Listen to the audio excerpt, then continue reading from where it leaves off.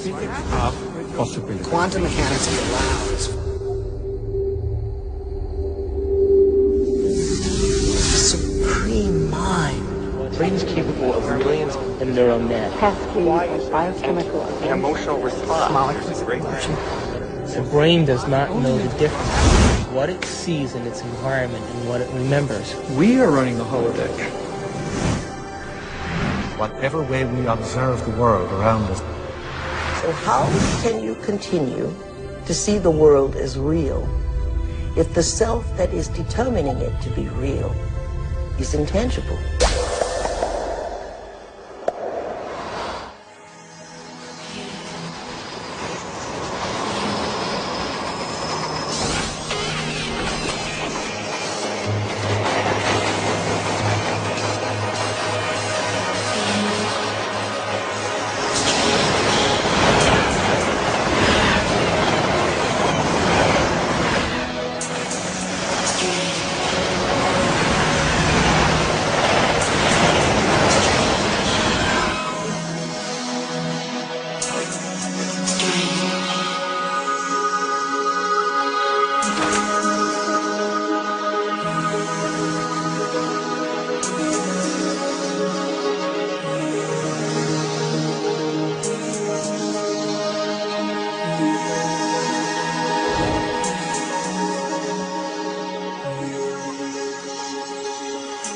Are all realities existing simultaneously?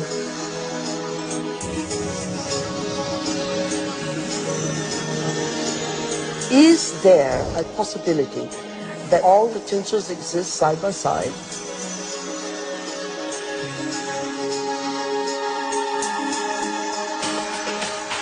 Have you ever seen yourself through the eyes of someone else that you have become?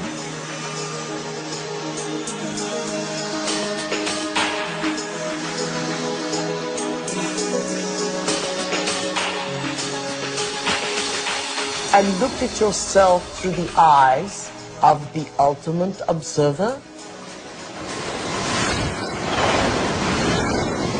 Who are we?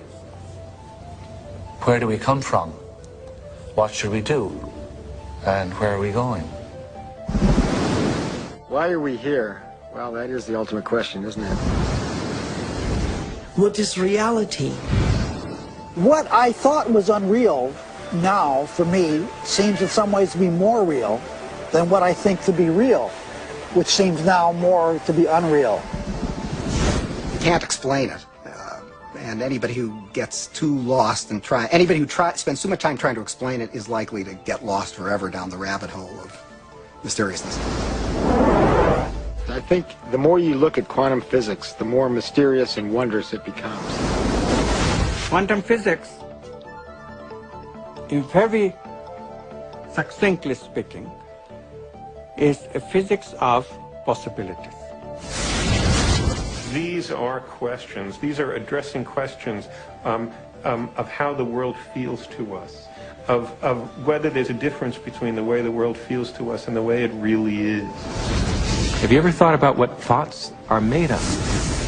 I think some of the things we're seeing with the children today is a sign that the culture is in the wrong paradigm and not appreciating the power of thought.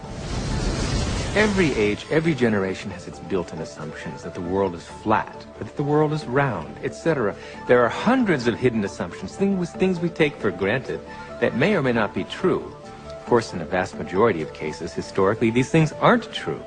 So presumably, if history is any guide, much about what we take for granted about the world simply isn't true. But we're locked into these precepts without even knowing it oftentimes. That's a paradox. Modern materialism strips people of the need to feel responsible. And often enough, so does religion. But I think if you take quantum mechanics seriously enough, it puts the responsibility squarely in your lap, and it doesn't give answers that are clear-cut and comforting. It says, yes, the world is a very big place, it's very mysterious, mechanism is not the answer, but I'm not going to tell you what the answer is, because you're old enough to decide for yourself. everyone a mystery? Is everyone an enigma? They most certainly are. Asking yourself these deeper questions opens up new ways of being in the world. It brings in a breath of fresh air. It makes life more joyful. The real trick to life is not to be in the know, but be in the mystery.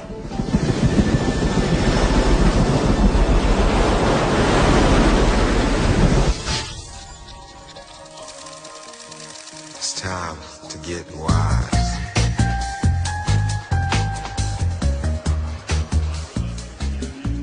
Why do we keep recreating the same reality? Why do we keep having the same relationships? Why do we keep getting the same jobs over and over again? In this infinite sea of potentials that exist around us, how come we keep recreating the same realities? Isn't it amazing that we have options and potentials that exist, but we're unaware of them? Is it possible that we're so conditioned to our daily lives, so conditioned to the way we create our lives, that we buy the idea that we have no control at all? We've been conditioned to believe that the external world is more real than the internal world. This new model of science is just the opposite. It says what's happening within us will create what's happening outside of us. There's a physical reality that is absolutely rock solid, and yet it only, if you want to put it this way, it only comes into existence when it bumps up against some other piece of physical reality. That other piece may be us, and of course we're partial to those moments. But it doesn't have to be either.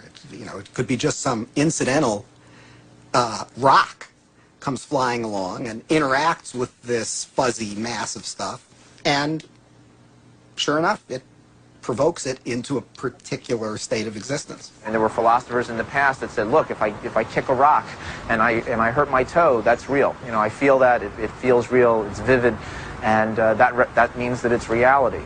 But it's still an experience, and it's still this person's perception of it being real. Scientific experiments have shown that if we take a person and hook their brains up to certain PET scans or computer technology and ask them to look at a certain object, and they watch certain areas of the brain light up, and then they've asked them to close their eyes and now imagine that same object. And when they imagine that same object, it produced the same areas of the brain to light up as if they were actually visually looking at it. So it caused scientists to back up and ask this question. So who sees then? Does the brain see? Or do the eyes see? And what is reality? Is reality what we're seeing with our brain? Or is reality what we're seeing with our eyes? And the truth is that the brain does not know the difference between what it sees in its environment and what it remembers, because the same specific neural nets are then firing. So then it asks the question, what is reality?